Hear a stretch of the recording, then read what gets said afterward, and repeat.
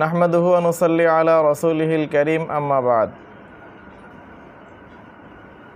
বর্তমান আমরা যে যুগে অবস্থান করছি, এই যুগে বিভিন্ন ধরনের সমস্যা আমাদের সামনে আসছে। এই সমস্যার সমাধানগুলো নবী করিম সাল্লাল্লাহু আলাইহি ওয়াসাল্লাম আজ থেকে 1450 বছর আগেই দিয়ে গিয়েছেন।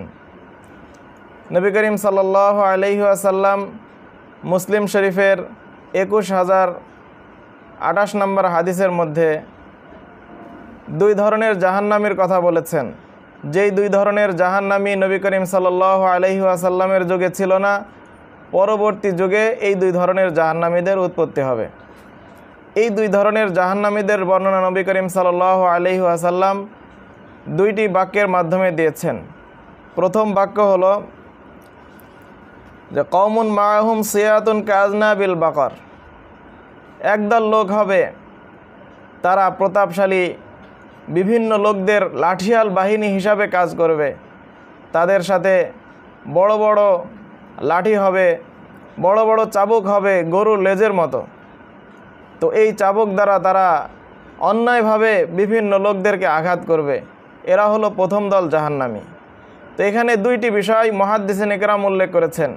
একটি বিষয় হলো অন্যায়ভাবে কাউকে আঘাত করা, এটা জাহান্নামে যাওয়ার অন্যতম গুরুত্বপূর্ণ একটি কারণ। দ্বিতীয় বিষয় হলো যারা অন্যায় করে দাপটিশীল, তাদের লাঠিয়াল বাহিনী হওয়া, তাদের উপকারী হওয়া এবং তাদের পক্ষে হয়ে কাজ করা, এটা জাহান্নামে যাওয়ার অন্যতম একটি কারণ।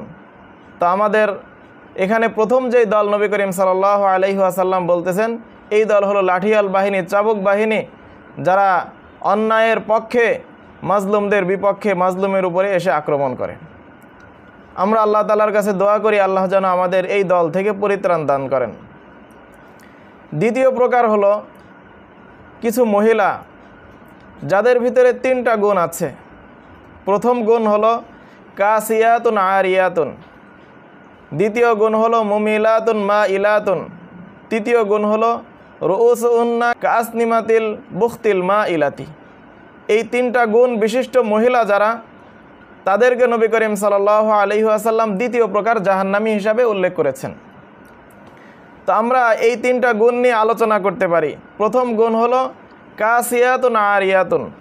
মুহাদ্দিসিন ইকরাম এর কয়েকটা ব্যাখ্যা তাদের ব্যাখ্যা গ্রন্থের মধ্যে উল্লেখ করেছেন। ইমাম নববী রাহিমাহুল্লাহ শরহুল মুসলিমের মধ্যে এবং লুমাআত গ্রন্থ, মিশকাতের সারা লুমাআত গ্রন্থের মধ্যেও বিভিন্ন ব্যাখ্যা উল্লেখ আছে। সেখান থেকে আমরা কয়েকটি ব্যাখ্যা এখানে আলোচনা করতেছি। তো কাসিয়াতুন অর্থ হলো যারা পোশাক পরিহিত, আরিয়াতুন অর্থ হলো উলঙ্গ। তাহলে কিছু মহিলা এমন হবে যারা পোশাক পরিহিত হবে আবার উলঙ্গও হবে।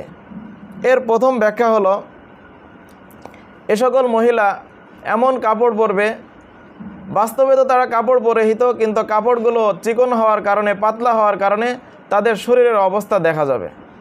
তাহলে বাস্তবে তাদের কাপড় পরা থাকলেও মূলত উলঙ্গ হওয়ার যেই গুণাবলীগুলো রয়েছে সবই তাদের মধ্যে বিদ্যমান। তো এই প্রকার মহিলারা জাহান্নামে যাবে।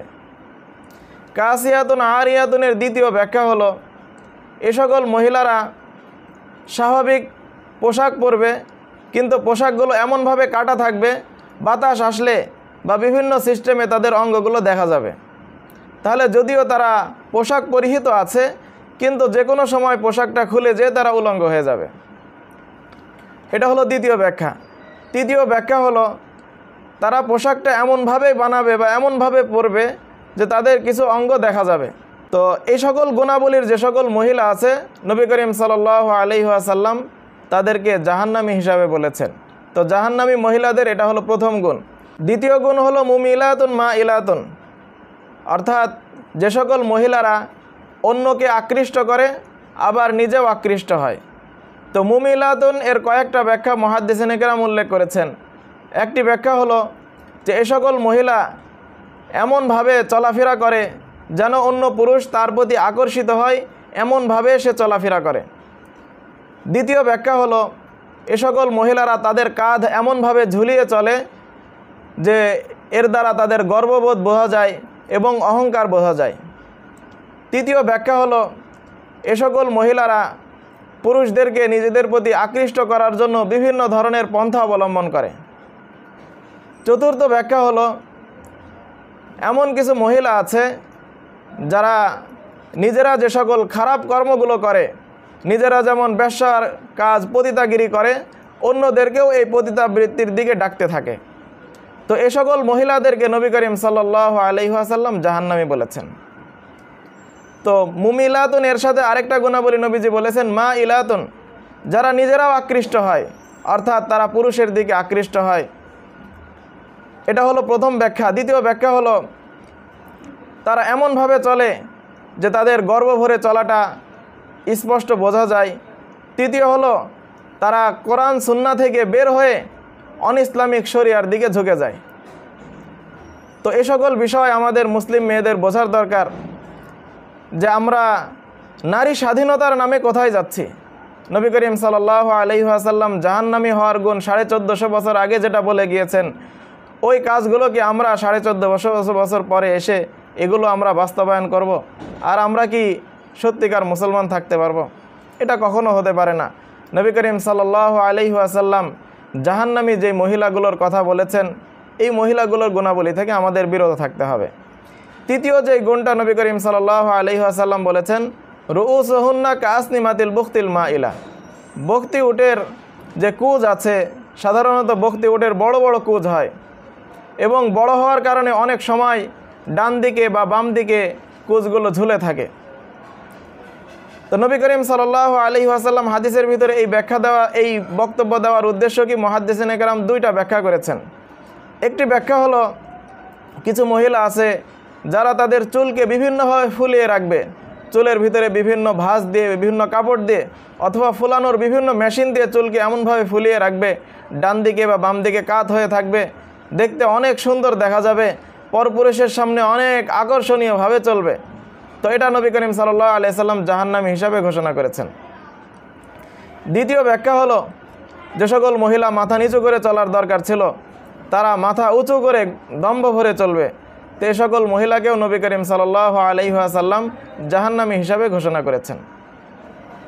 তো আমরা এই হাদিস থেকে যে বিষয়গুলো বুঝতে পারলাম যে দুই ধরনের লোকেরা জাহান্নামী হবে, নবীদের যুগে ছিল না, বর্তমান যুগে যেগুলো আসতেছে। তার ভিতরে প্রথম দল হলো যারা বিভিন্ন দাম্ভিক শাসকদের লাঠিয়াল বাহিনী হয়ে কাজ করে, অন্যায়ভাবে মানুষকে আঘাত করে, প্রহার করে, মানুষকে হত্যা করে।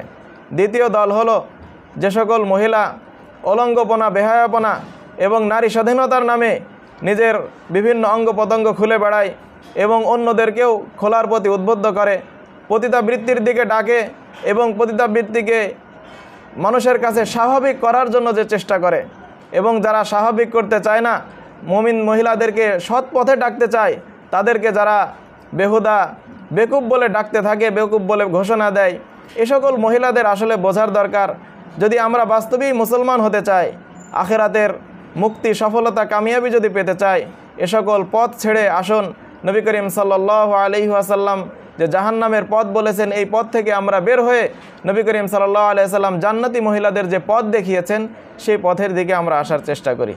আল্লাহ রাব্বুল আলামিন আমাদের সবাইকে তৌফিক দান করুন।